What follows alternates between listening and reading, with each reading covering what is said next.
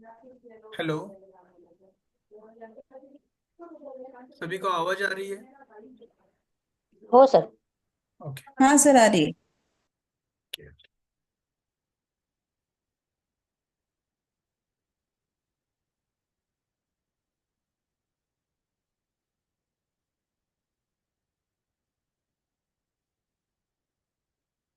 तो हम अगला पॉइंट स्टार्ट करेंगे, जिसमें आपको बताया कि हर एक घटक के बारे में कैसे बताना है। पहले तो हम देखेंगे कि आपका सिलेबस के अनुसार जो कुछ हम बोले थे, पेपर के जो क्वेश्चन पेपर आया है, तो उसके ऊपर भी डिस्कशन करना है हमें।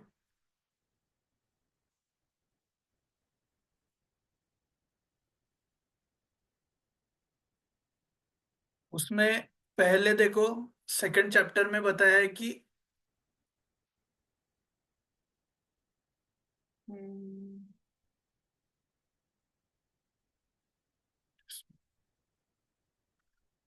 हा योगाभ्यास सादर करण्याच्या आणि दुरुस्त करण्याच्या पद्धती, ये जो सेकंड चैप्टर है, उसको हम स्टार्ट कर रहे हैं। अभी देखो उसमें क्या कहा है कि योगाभ्यास जो कुछ भी हम प्रेजेंट करेंगे उसकी, और जो कुछ करेक्शन करेंगे उसकी कुछ स्टेप्स है, कुछ अलग अलग पद्धतियां हैं, जिसमें हम पहले जाएंगे। मैंने बताया था कि देखो, एक करेक्शंस करना है तो आप क्या कर सकते हो। करेक्शंस करना है, 5 लोग हैं, उसमें से एक है जो अच्छे से नहीं कर रहा है, और जिसका नाम है, मान लो कि चलो कोई श्रेयस कह के है, कोई लड़का है जो अच्छे से नहीं कर रहा है। तो आप क्या करेंगे, उसको नाम से आवाज देंगे जोर से कि श्रेयस, तूने ऐसा गलत किया है, तू अच्छे से कर ले। नहीं, देखो, एक बात है, किसी की भी गलती हो, 4 लोग हो, 5 लोग हो, कितने भी स्टूडेंट हो, चाहे 40 हो, किसी का भी नाम नहीं लेना है, किसी को भी पॉइंट आउट करके कभी भी करेक्शंस नहीं करनी है। आपको कॉमन इंस्ट्रक्शंस देनी है। अ, ठीक है, भुजंगासन में, भुजंगासन हो या कौन सा आसन देखे, शलभासन देखते हैं। शलभासन में एक आध आदमी ने क्या किया है कि दोनों पैर अपने घुटने से फोल्ड किए हैं। तो हम ऐसे बोल सकते हैं क्या कि चलो श्रेयस, तूने घुटने से फोल्ड किए हुए पैर स्ट्रेट करना है? नहीं, हमें क्या बोलना है, कॉमनली इंस्ट्रक्शंस देनी है कि सभी लोगों ने अपने दोनों जो पैर है वो घुटने से स्ट्रेट रखना है, किसी को भी फोल्ड नहीं करना है, किसी को भी बुरा ना लगे, इसका ध्यान हमें रखना है। रही दूसरी बात, हमें कोई भी आसंस की करेक्शंस करते वक्त उनके पास जाके हम करते रहेंगे, लेकिन एक ध्यान रखना है कि बाजू बाजू वाले जो लोग हैं वो भी आसन के पोजीशन में है, और उनका टाइमिंग ज्यादा जा रहा है। तो आपको क्या करना है, करेक्शन करते वक्त आपको उधर जाते ही जिसकी करेक्शन पर्सनली करनी है उसके पास जाना है, उसके बोलते वक्त ये ध्यान रखना है कि बाजू वाले भी लोग आसंस कर रहे हैं, उनको पहले छोड़ने के लिए कहो, फिर उसको एक्सप्लेन करो कि अरे ऐसे नहीं करना है। एक कुछ ध्यान रखना है कि करेक्शंस करने के वक्त। तीसरा, किसी को भी जाके डायरेक्टली हाथ नहीं लगाना है। मान लो आप मेल इंस्ट्रक्टर हो और आपके क्लास में फीमेल पढ़ रही हो, तो आप डायरेक्टली जाके टच नहीं करना है। आपको एक ध्यान रखना है कि उनको बोलना है पहले कि मैम ऐसे ऐसे करना है, उसके मतलब इन उनको थोड़ा क्या बोलते हैं, जागरूक करना है उसमें से, कि आप उनके पास हो और आप उनको बताने वाले हो। क्योंकि बहुत से लोग होते हैं कि अचानक से डरते हैं किसी के पास आने की वजह से। तो एक ध्यान रखना है। और रही तीसरी बात जो है कि आसंस के करेक्शन करते वक्त आपको उनको बार बार कहने की जरूरत नहीं है। एक बार कहो, 2 बार करो, तीसरी बार आपको उनको दिखाना है कि, या आपको और एक बार करने के लिए लगा तो भी चलेगा, लेकिन आपको क्या करना है, उनको और एक बार करके दिखाना है, डिस्प्ले डेमोन्स्ट्रेशन दिखाना है। बार बार हम बोलते रहेंगे बोलते रहेंगे, ऐसे करेक्शंस नहीं होते। एक बार फिर एक बार आइडियल पोजीशन दिखा दो, मतलब ये ध्यान में रखना है। इसके बाद देखो, योग वर्गाचे स्वरूप ऐसा पॉइंट है जिसमें बोला है कि मागील प्रकरणामध्ये आपण योग वर्गाचे पाठ नियोजन एक उदाहरण बघितले, त्याच प्रत्येक की क्रियाकल्पाचे विस्तृत वर्णन खाली प्रकारे दिले है। इसमें क्या कहा है पता है क्या? ऊपर जो चार्ट रहा था उसका एक्सप्लेनेशन, जैसे कि पहले स्टार्टिंग वाली जो प्रेयर है वो प्रेयर कैसी बोलनी है, वो प्रेयर किसके बारे में है, उसमें कैसे बैठना है, जैसे कि इंस्ट्रक्शंस ऐसे रहते हैं। चलो हम वर्ग क्लास की शुरुआत कर रहे हैं। दोनों पैर जुड़े, मतलब अ, आपको बैठक स्थिति में आना है। पद्मासन, सहजासन, सादी मांडी, दो जो कुछ भी इंस्ट्रक्शंस हो, सादा आसन लेना है। दोनों हाथ ज्ञान मुद्रा में, आंख आहिस्ता बंद की हुई, और आपको एक दीर्घ सांस लेनी है। Backbone straight. ये हो गई प्रेयर के पहले वाली इंस्ट्रक्शंस जो होनी ही चाहिए। जैसे मराठी में एक फ्लो बैठा हुआ होता है। जैसे देखो, मैं तो बोलूंगा, प, प, वर्गाच्या सुरुवातीला आपण प्रार्थना म्हणणार आहोत, त्यासाठी तयार राहा, ज्यामध्ये पद्मासन, सहजासन, साधी मांडी, दोन्ही हातांची ज्ञान मुद्रा, डोळे अलगद मिटलेले, संपूर्ण लक्ष शरीरावरती केंद्रित, आत येणारा श्वास, बाहेर पडणारा प्रश्वास याकडे जाणीवपूर्वक लक्ष द्या, संपूर्ण शरीर शिथिल, मनामध्ये कोणताही विचार नको, बाहेरच्या कोणत्याही आवाजाकडे लक्ष नको, संपूर्ण शरीर शिथिल, शिथिल, शिथिल। वर्गाच्या सुरुवातीच्या प्रार्थनेला सुरुवात करणार आहोत। वर्गाची सुरुवातीची प्रार्थना। ये जो सेंटेंस का फॉर्मेशन है, आना ही चाहिए आपको, मतलब ऐसे फ्लो में आना ही चाहिए। ये आपके ध्यान में रहे कि कौन से भी दिन आपको योगा पढ़ाना है तो पहला आपके क्लास में प्रेयर होगी ही, और होनी चाहिए। तो रही दूसरी बात, पूरक हालचाली। इसमें बताया की हालचालीमध्ये शरीराला हळूवारपणे उष्ण करण्यासाठी, म्हणजे आपण मगाशी बघितलं की वॉर्मिंग अप एक्सरसाइज, बॉडी को वार्म करने के लिए। और दूसरा लूजनिंग अप एक्सरसाइज, मतलब जिस हमारे जो स्नायु है उनको लूज करने के लिए हमें ये काम करना है। उसके बाद देखो, आप सूर्य नमस्कार बताओगे, सूर्य नमस्कार की पोजीशंस वगैरह बताना है, दंड स्थितीतील आसनच, फिर से वही रिपीटेड है, हम टाइम नहीं इधर ये करेंगे। अगला जो पॉइंट है, योग शिक्षकाची गुण वैशिष्ट्य। क्या होना चाहिए योग शिक्षक के पास, एक योगा टीचर के पास क्या होने चाहिए, पॉजिटिव जो पॉइंट्स है उसके बारे में हम कहेंगे कि पहला, योगाचे ज्ञान आणि अनुभव, योगा के बारे में उसको नॉलेज होना चाहिए, उसके साथ साथ उसको एक्सपीरियंस भी होना चाहिए। नहीं तो अभी देखो योगा में क्या हो चुका है, कोई भी बंदा आता है, 1 महीने का किसी के पास योगा का क्लास करता है, 4-5 आसन सीखता है, और आगे जाके क्लास ओपन करता है और बोलता है मैं योगा टीचर हूं। तो ये नहीं चाहिए। इसके लिए हमें क्या करना है, पहले एक योगा टीचर, एक आइडियल योगा टीचर बनना है तो आपके पास नॉलेज होना चाहिए। सर्वप्रथम, योग टीचर के पास योगा की हिस्ट्री होनी चाहिए, योग की फिलोसॉफी के बारे में होना चाहिए। आसन हो तो आसनाज की भी फिलोसॉफी, एनाटॉमी एंड फिजियोलॉजी होती है, मतलब वो आसन कैसे दिखता है और आसन कैसे काम करता है, ये भी आसन का आपको पता होना चाहिए कि भुजंगासन करने पे हमारे कौन से बॉडी पार्ट पे स्ट्रेच आने वाला है, हमारा कौन सा बॉडी पार्ट प्रेस होने वाला है, हमारा कौन सा बॉडी पार्ट स्ट्रेच होने वाला है, हमारा कौन सा बॉडी पार्ट है वो स्टेबल रहने वाला है, ये आपको पता होना चाहिए उस आसन के बारे में। जब हम प्राणायाम बताएंगे तो प्राणायाम के लिए भी यही नीचे वाला वही पॉइंट है, देखो जो स्टार्टिंग में एक मैम ने बोला कि प्राणायाम के बारे में। प्राणायाम में भी आपको ध्यान क्या रखना है, कौन सी स्थिति में बैठना है, तो कौन सा भी एक ध्यानात्मक आसन लेके बैठना है। उसके बाद प्राणायाम की पूर्व तैयारी कर लेनी है। कौन सी पूर्व तैयारी, तो दीर्घ श्वसन हो।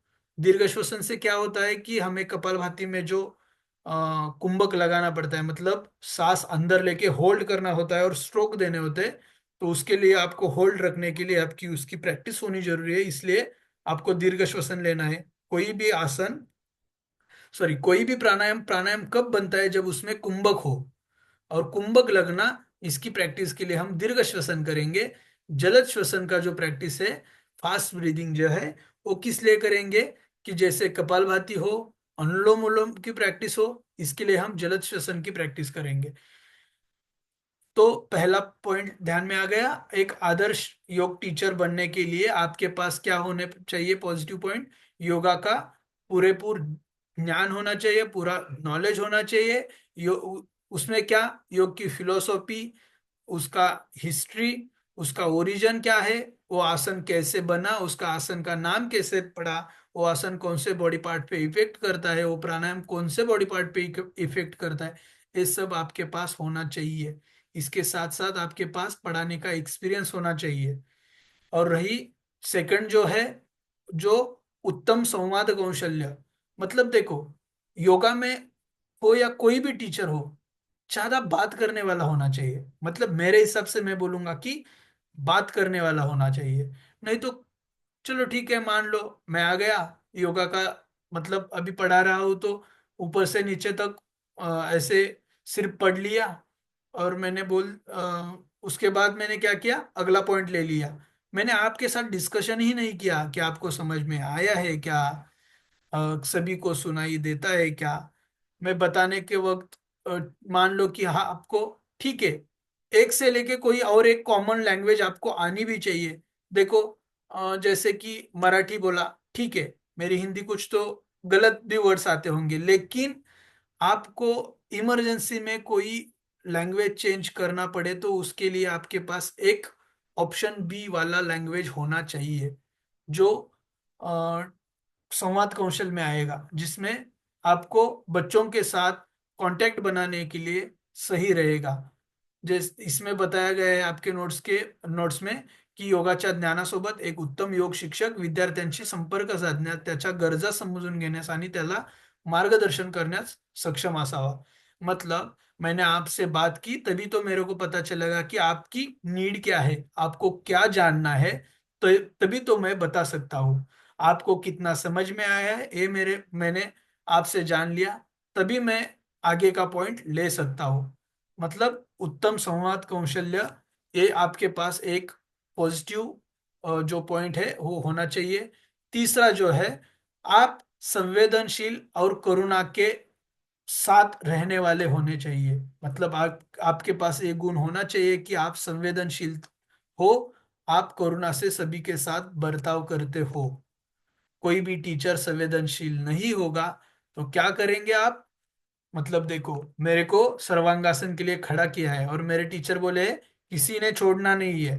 मेरे को सर्वाइकल का प्रॉब्लम है, मैं करता गया, उसके बाद क्या होगा, वो टीचर को संवेदनशील, वो टीचर संवेदनशील नहीं है तो वो क्या करेगा, मेरे ऊपर ध्यान नहीं देगा। वो नहीं बोलेगा कि अक्षय तकलीफ हो रही है तो आप छोड़ दो, ऐसे कभी नहीं बोल सकता वो, क्योंकि उसके पास संवेदनशीलता ही नहीं है।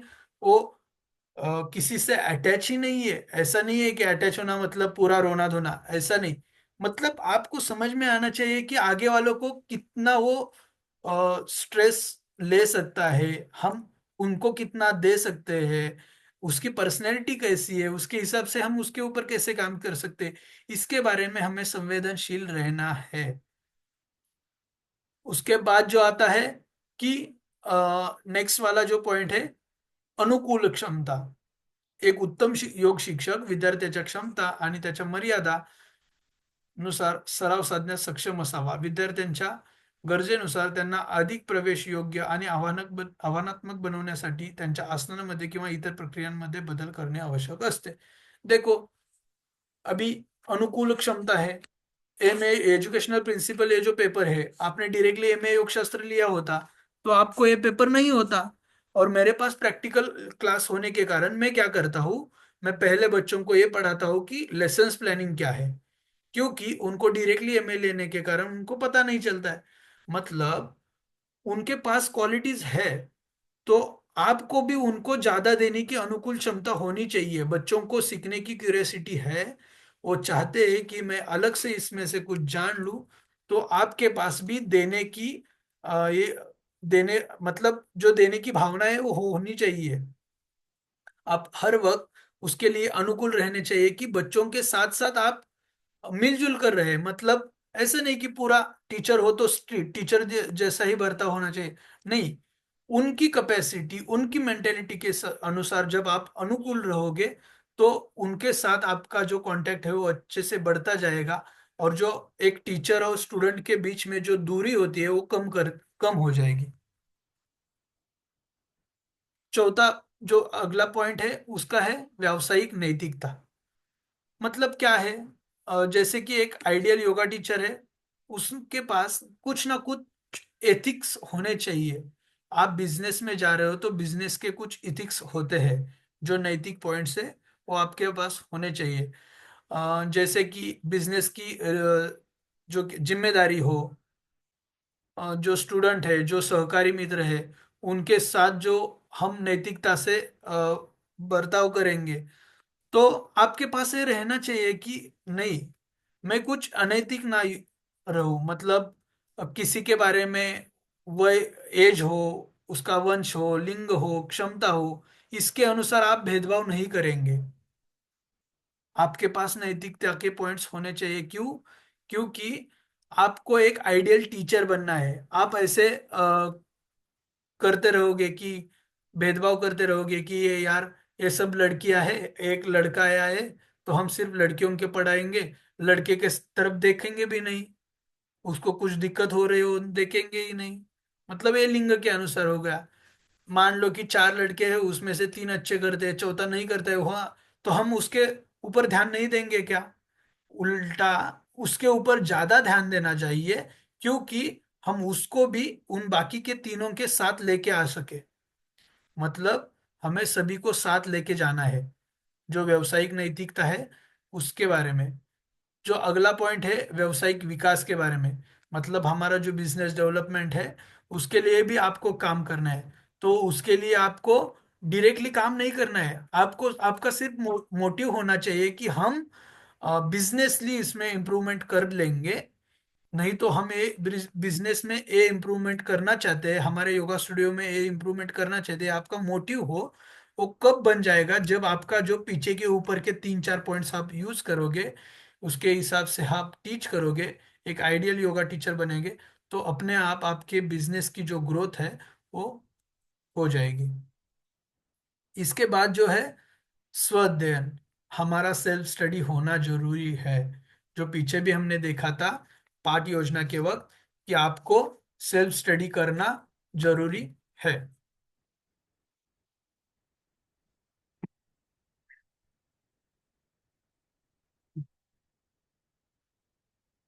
तो एक आइडियल योगा टीचर के जो पॉइंट्स है वो आपको समझ में आ गए?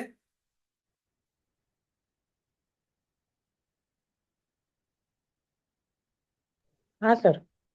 ओके। देखो अभी अगला जो पॉइंट है, योग वर्गामध्ये विविध योगिक प्रक्रिया आणि त्याच्या अध्यापनाचे पैलू। पहला उसमें से पॉइंट है प्रार्थना। प्रेयर आप कैसे शिकवोगे? तो देखो योग वर्गात प्रार्थना शिकवणे हा विद्यार्थ्यांच्या आध्यात्मिक अभ्यासाला अधिक दृढ करण्याचा आणि योगाच्या सांस्कृतिक आणि ऐतिहासिक मुळांशी जोडण्याचा एक शक्तिशाली मार्ग असू शकतो। म्हणजे एक शिक्षक या नात्याने तुमच्या वर्गांमध्ये प्रार्थना समाविष्ट करण्यासाठी सरावाच्या आध्यात्मिक आणि शैक्षणिक या दोन्ही पैलूंचा विचार करणे आवश्यक आहे। इसमें हमें क्या करना है? एक ध्यान रखना है कि आपको प्रेयर, और जब आप पढ़ाओगे तो प्रेयर का कुछ ना कुछ मोटिव होना चाहिए, उसमें से कुछ ना कुछ क्या बोलते हैं, तात्पर्य आना चाहिए। जैसे कि हम गुरुर ब्रह्मा गुरुर विष्णु ये प्रेयर बोलेंगे, तो उसमें से हम क्या सलाह देंगे? हम हमारे गुरु के लिए वंदन करते हैं, हम उनकी हमारी पूरी श्रद्धा से उनकी हम पूजा करते हैं, ये जो बताएंगे। एक अच्छी वाली प्रेयर लेंगे हम, मतलब चॉइस करते समय प्रेयर अच्छी वाली, जिसका कुछ ना कुछ अर्थ निकलता हो, और वो हमारे लिए मोटिवेटेड, इंस्पिरेशनल, और हमें कुछ आध्यात्मिक नॉलेज देने वाला हो, ये हमें ध्यान में रखना है। रही उसका जो उच्चारण है, वो पूरेपूर होना चाहिए। गुरुर ब्रह्मा गुरुर विष्णु गुरु देवो महेश्वरा गुरु साक्षात पर ब्रह्म तस्मै श्री गुरुवे नमः। अभी देखो, हम जब ऐसे बोलते हैं तो क्या होता है? पहला क्या होता है? गुरुर ब्रह्मा। अरे वो गुरुर ब्रह्मा नहीं होता है, गुरु ब्रह्मा गुरु विष्णु गुरु देवो महेश्वरा। मतलब जो उच्चारण है वो अच्छे से आना चाहिए। लास्ट में क्या होता है? गुरु साक्षात पर ब्रह्म तस्मय, इधर तस्मे तस्ने कुछ भी बोलते हैं लोग जिनको पता नहीं है। तस्मय श्री गुरुवे नमः, नहीं तो गुरवे नमः, ये बोलना चाहिए। मतलब उच्चारण स्पष्ट आना चाहिए। थोड़ा बहुत संस्कृत का इम्पैक्ट होता है, कोई भी प्रेयर ले तो संस्कृत से ही बनी हुई है, तो ध्यान रखना है कि हम कुछ गलत ना कहें प्रेयर में। जिसमें देखो नीचे बताया ही है, मैंने तो देखा नहीं था कि हाँ, पहले हमें हेतु निश्चित करना है, मतलब हम क्यों प्रेयर बोल रहे हैं उसके बारे में। दूसरा, कृतज्ञता वाढ़वने, बच्चों को हमारे खुद के लिए, हमारे जीवन के लिए एक कृतज्ञता से बोलने की जरूरत होती है, और उनको बोलने के लिए एक प्रेयर ही काम कर सकती है। उसके बाद देवत्व, मतलब गॉड से जोड़ने के लिए एक प्रेयर हमारा एक सेतु जैसा काम कर सकता है, एक ब्रिज जैसा काम कर सकता है। दूसरा, हमारे आजू बाजू में, मैं तो हर वक्त हमारे मेरे क्लास में कहता हूँ कि जिस दिन योगा में आए हुए बच्चों ने एक जगह चॉइस कर ली, तो वो जगह उसको हर वक्त हर रोज उसी जगह पे प्रैक्टिस करनी चाहिए, क्योंकि हम हमारे बाजू में एक पॉजिटिव एनर्जी क्रिएट करते हैं जब योग की साधना करते हैं। योग मतलब सिर्फ हेल्थ के लिए हो या कुछ पैशन के लिए किए जाने वाला व्यायाम का प्रकार नहीं है। इसमें हम खुद को आध्यात्मिक, शारीरिक, मानसिक और सामाजिक दृष्टया हम क्या करते हैं, हमारे खुद को एक स्ट्रांग बनाते हैं। तो जो हमारे प्रेयर के बाद हमारे बाजू वाली जो जगह है वो पूरी पवित्र हो जाती है, उसमें पॉजिटिव एनर्जी प्रेजेंट रहती है। तो ये ध्यान रखना है कि हम प्रेयर क्यों करते हैं। उसमें प्रेयर के लिए मैंने उन्होंने मतलब स्टेप्स बताए कि प्रात्यक्षिक मतलब पहले करके दिखाना, उसके बाद उनसे बोल के लेना, मतलब वधून घेने, बार बार उनको कहने के लिए कहना। उसके बाद बात क्या करना है, उसकी कुछ प्रिंट हो तो प्रेयर की प्रिंट भेज देनी चाहिए। जैसे हर दिन मतलब नए क्लास में हम भेज देते हैं कि चलो ये प्रेयर रहेगी, बोल लो। पहले क्या करना है, मैं बोलूंगा उसके बाद बोलना है। 8 दिन के बाद आपको क्या करना है, साथ में बोलने के लिए कहना है, उसके बाद उनको बोलने के लिए कहना है। मतलब ये सब है जो प्रिंटेड उसकी सामग्री है, उनको भेजना है।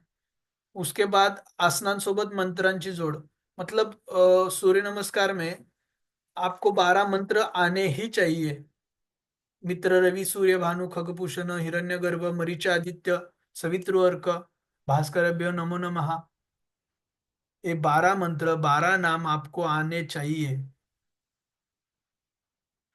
उसके बाद आसन क्यों पढ़ाया जाता है, मतलब आसन की चॉइस कैसे करेंगे, तो मैंने पहले ही बता दिया है कि आपके पास कौन से डिसीज वाला पेशेंट है, आप किसके ऊपर काम करने वाले हो, उसके अनुसार आपको आसन की चॉइस करनी है। और उस आसन के बारे में आपको ज्यादा से ज्यादा माहिती लेनी है। जैसे नीचे पॉइंट बताया कि आसना विषयी संशोधन, आसन के बारे में रिसर्च। तो आपको एकाध आसन पढ़ाना है तो उसके बारे में ज्यादा से ज्यादा इंफॉर्मेशन लेनी है। आप ऐसे नहीं बोल सकते कि वक्रासन से शुगर नहीं हो सकती। नहीं, वक्रासन से शुगर हम कंट्रोल में कर सकते हैं, लेकिन हो ही नहीं सकती ये कॉन्फिडेंटली हम नहीं बता सकते। इसलिए पूरे मतलब पूरी तरह से इंफॉर्मेशन लेना जरूरी है।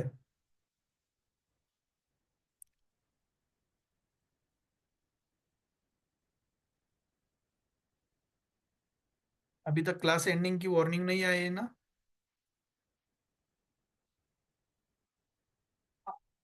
उसके बाद नहीं आसना, सर।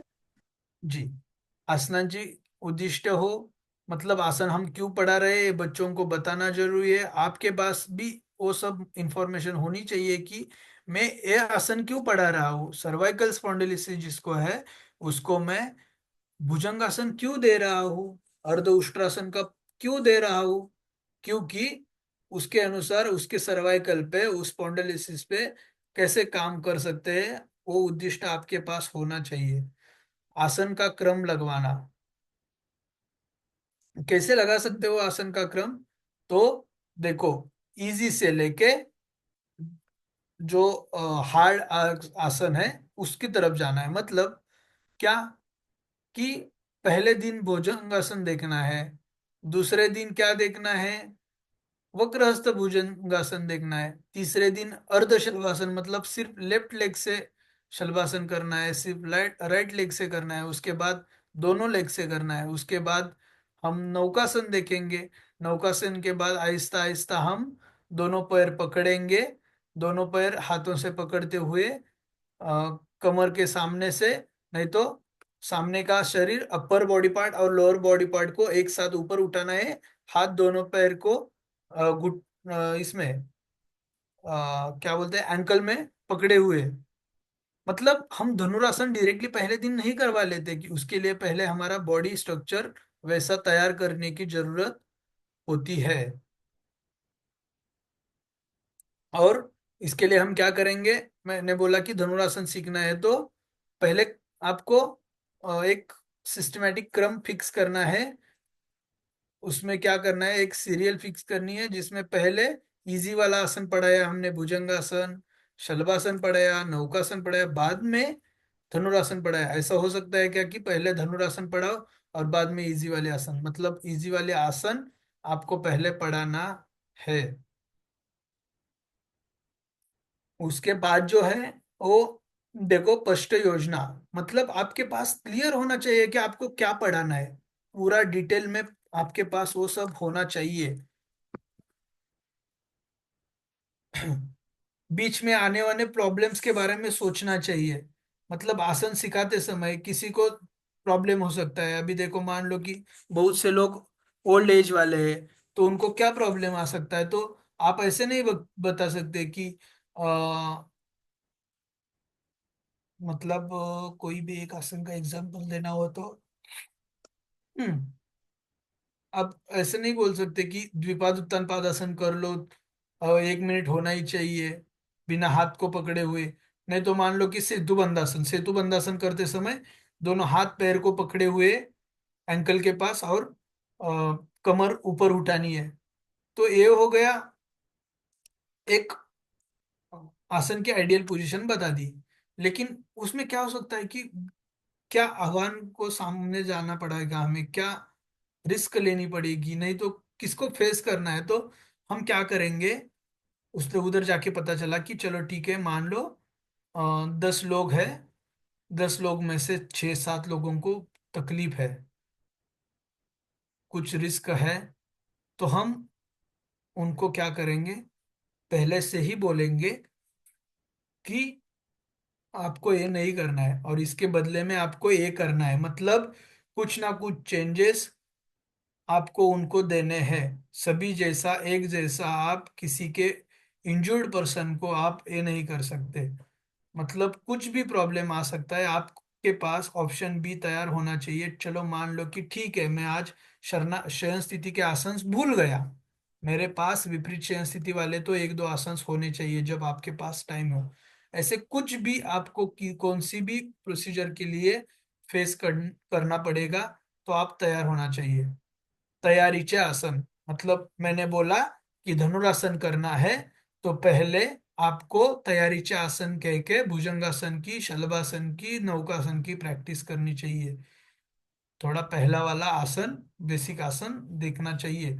आपकी पूर्व स्थिति अच्छी होगी तभी तो आपका आगे का प्रोसीजर अच्छा होगा।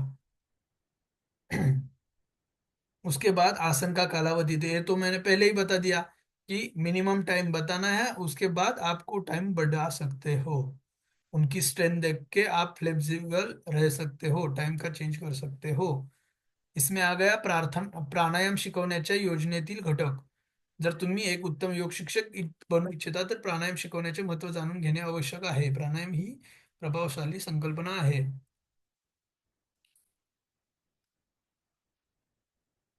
प्राणायाम ही क्रिया योगातील इतर शारीरिक क्रियांपेक्षा वेगळी आहे, जसे की आसन, व्यायाम, कारण त्यात शारीरिक हालचाली असतात आणि श्वास नियंत्रित करणं आणि त्याचं नियमन करणं हे देखील समाविष्ट असतं। प्राणायाम अध्यापनाच्या वेळी आसन शिकवण्यापेक्षा वेगळा दृष्टिकोन असणं आवश्यक आहे। अधिक सहजतेने प्रात्यक्षिक दाखवले जाऊ शकते आणि त्यात सहजतेने दुरुस्त केले जाऊ शकतात। तर प्राणायामासाठी श्वासाची जाणीव, नियमन, नियंत्रण याविषयी सलोख माहिती असणं गरजेचं आहे.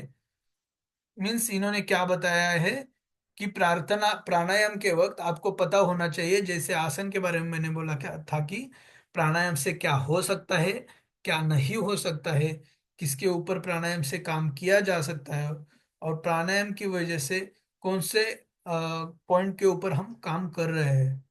ये सब घटक, ये सब पॉइंट्स है, उसके ऊपर आपको ध्यान देना है. प्राणायाम शिकवण्याची उद्दिष्ट, श्वासोच्छवासाचं नियमन करणं. आप प्राणायाम क्यों पढ़ा रहे हो, उसके उद्दिष्ट जो है वो आपको पता होने चाहिए, और उसमें से वो सब कॉमन होते हैं, जो कि श्वासोच्छवासाचं नियमन करणं असेल, मन शांत करणं असेल, एकाग्रता सुधारणं असेल, चैतन्य आणि ऊर्जा ऊर्जा वाढवणं असेल, संपूर्ण आरोग्याचा विचार करणं असेल. ह्या सगळ्या गोष्टी तुम्ही रिपीट करणं गरजेचं आहे. तुम्हाला त्या माहिती असतात, फक्त त्या रिपीटेड सांगणं आणि त्या लक्ष देणं गरजेचं आहे. वैसा ही रहेगा आगे जाके धारणा और ध्यान पढ़ाने के बारे में. आपको स्टेप बाय स्टेप उस घटक की, उस थेरेपीज की इंफॉर्मेशन लेनी है, और उसके बाद ही आपको आगे का पढ़ाना है.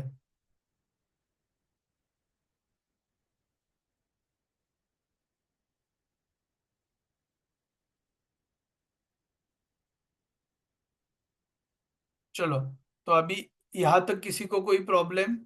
हम अभी इसके बाद देखेंगे. कितना टाइम रह चुका है?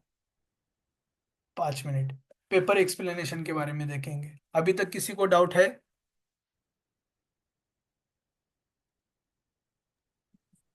सर बच्चों का जो एक था क्वेश्चन आपने पेपर में दिया था कि बच्चों का आप क्लास कैसे लोगे, तो उसमें कैसे पॉइंट्स लिखना पड़ेंगे, वो एक्सप्लेन कीजिए ना थोड़ा। एक इस मिनट में क्वेश्चन पेपर आपका पुराना वाला थोड़ा ओपन कर लेता हूँ. देखो, बच्चों के लिए आपको पहले ये पता होना चाहिए कि बच्चों की स्ट्रेंथ क्या है, एज ग्रुप क्या है. ओके. उसके बाद आपको क्या देखना है कि ये बच्चे कौन से स्पेशल डिसीज से सेम है क्या. जैसे होते हैं कि कोई बच्चे होते हैं कुछ मेंटली से वीक होते हैं, कोई होते हैं वो बहुत, मतलब वाइब्रेट स्टूडेंट होते हैं जो कभी भी स्थिर नहीं होते. कौन से एरिया से आपने स्टूडेंट चॉइस किए हैं, उनके कौन से डिसीज के लिए, कौन से प्रॉब्लम के ऊपर आप काम करना चाहते हैं, वो पहले पता करो. उसके बाद आपको पता करना है कि हमें उनको क्या दे सकते हैं. जैसे कि वो वाइब्रेट स्टूडेंट है, वो हर वक्त चंचलता में रहता है, तो उनके लिए क्या क्या आसन दे सकते हैं. जैसे मन शांति के लिए कौन कौन से आसन है. वज्रासन हो, वज्रासन योग मुद्रा हो, पद्मासन हो, उसके बाद शशांक आसन हो, उसके बाद चाइल्ड पोज मतलब बालासन हो, भुजंगासन करके मकरासन हो. उसके बाद हम ओमकार ध्यान दे सकते हैं. मतलब ये सब जरूरी चीजें कौन सी इफेक्ट करेगी, कौन सी सॉरी, कौन सी डिसीज के ऊपर इफेक्ट करेगी, ये आपको पता होना चाहिए. आया समझ में बच्चों के लिए हम कैसे कर सकते हैं. मतलब आपको पहले एरिया और उनका स्पेशल डिसीज आपको कैचअप करना है. उनका एज क्या है, और सर जनरल में एज ग्रुप ओनली समझो एक रहा, तो जनरल में कैसे पहले प्रार्थना, then loosening exercise and then आसन्स ना, ऐसे ही लेंगे ना हाँ, सर। सभी के लिए वही सिस्टम रहेगा. प्रेयर, वार्मिंग अप एक्सरसाइज, सूर्य नमस्कार और देन आसन. आसन के बाद थोड़ा शवासन मकरासन लेना है, उसके बाद प्रेयर, सॉरी, प्राणायाम शुरू करना है. ये ध्यान में रहे. ये स्टेप सभी के लिए सेम रहेंगे, सिर्फ अंदर के आसन जो है वो चेंज हो सकते हैं डिसीज के अनुसार. अभी पहला देखो, आपको क्वेश्चन आया था की रक्तदाब नियंत्रित करण्यासाठी 1 तासाची पाठ योजना द्या. क्या कर सकते हैं ब्लड प्रेशर कंट्रोल करने के लिए, कौन कौन से आसन है.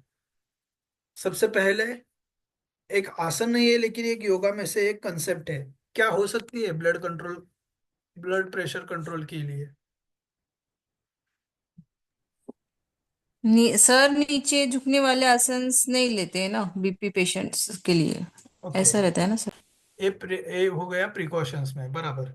देखो, वो तो आपको पता चल गया कि मतलब आपको क्या नहीं लेना है, मतलब जिस आसन से हमारे हार्ट के ऊपर प्रेशर आ जाएगा, हमारे चेस्ट के ऊपर प्रेशर आ जाएगा, वैसे आसंस नहीं करने हैं। रही दूसरी बात, ओमकार ध्यान, जो सबसे ज्यादा ब्लड प्रेशर पे काम करता है। उसके बाद आपको वही आसंस लेने हैं जो हमारी बॉडी रिलैक्स करते हैं, तभी तो हमारा ब्लड प्रेशर रिलैक्स हो जाएगा। कोई आसन प्रेशर देने वाला नहीं रहेगा।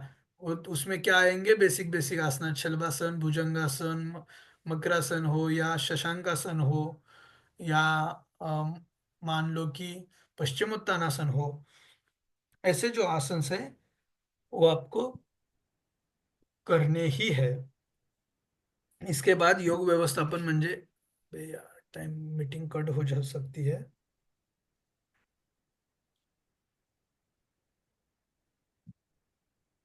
इसमें और कुछ प्रॉब्लम है क्या आपके लास्ट ईयर के क्वेश्चन पेपर में, आप बता सकते हो? क्योंकि बाकी का तो आसन की पद्धति, प्राणायाम में दक्षता की पद्धति वगैरह ये बताया है, वो तो आप रीड कर सकते हो, उसमें स्टेप्स क्या बताए मैंने बताया अभी।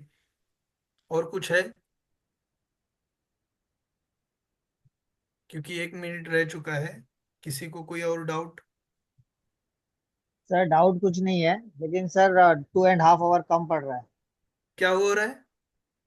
2.5 घंटा कम पड़ रहा है पेपर के लिए। हाँ, ये तो होता है। चलो एक काम करते हैं, हम अभी और एक बार ज्वाइन करें क्या, एक हाँ पाँच सर दस चलेगा। मिनट के लिए? हाँ सर, हाँ sir. Okay. Yes, yes, sir. Please. Okay.